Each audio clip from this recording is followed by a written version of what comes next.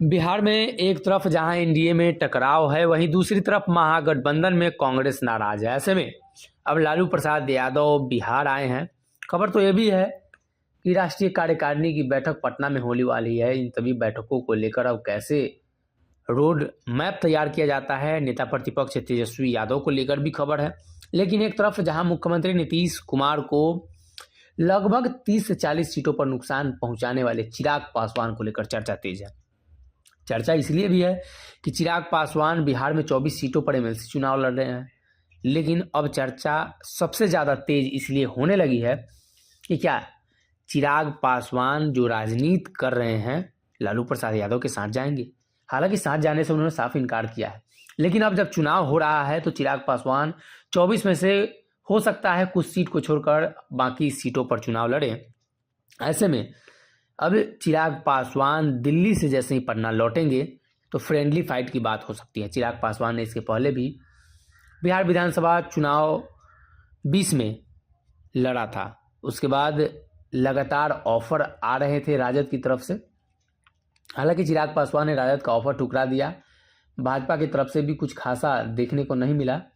ऐसे में अब एक बार फिर से चिराग पासवान को लेकर खबर है कि चिराग पासवान फ्रेंडली फाइट को लेकर तैयार है। ऐसे में लालू प्रसाद यादव भी पटना आ रहे हैं, चिराग पासवान भी आएंगे। देखना यह होगा कि फ्रेंडली फाइट को लेकर इस प्रकार से बातें चल रही हैं लालू प्रसाद यादव को लेकर, चिराग पासवान की पार्टी लोजपा रामविलास को लेकर, तो क्या नज़रिया होता है, किस तरीके से ये सारी बातें निकल कर सामने आती हैं। लेकिन सबसे अहम सवाल यही है कि चिराग पासवान जिस तरह की राजनीति कर रहे हैं, कहीं ना कहीं वो अपने वोट बैंक को साधने की कोशिश कर रहे हैं। एनडीए से भी मांग उठने लगी है कि चिराग पासवान को अब एनडीए में शामिल करा लेना चाहिए। चिराग पासवान बड़े जनाधार वाले नेता हैं। ये तमाम बातें एनडीए के कई शीर्ष नेताओं ने कहा है। ये सभी नेता उस दौर से गुजरे हैं जब रामविलास पासवान बिहार में राजनीति करते थे। ये सभी नेता चिराग पासवान के साथ दिल्ली के सदन में हैं, चाहे वो मुजफ्फरपुर के सांसद हों या रामकृपाल यादव हो। तमाम लोगों ने इस बात का जिक्र किया है। अब ऐसे में राजद के साथ फ्रेंडली फाइट को लेकर चिराग पासवान का क्या नज़रिया है, एमएलसी चुनाव में कैसे चुनाव लड़ेंगे, क्या एक बार फिर से मुख्यमंत्री नीतीश कुमार को बैकफुट पर धकेल पाएंगे।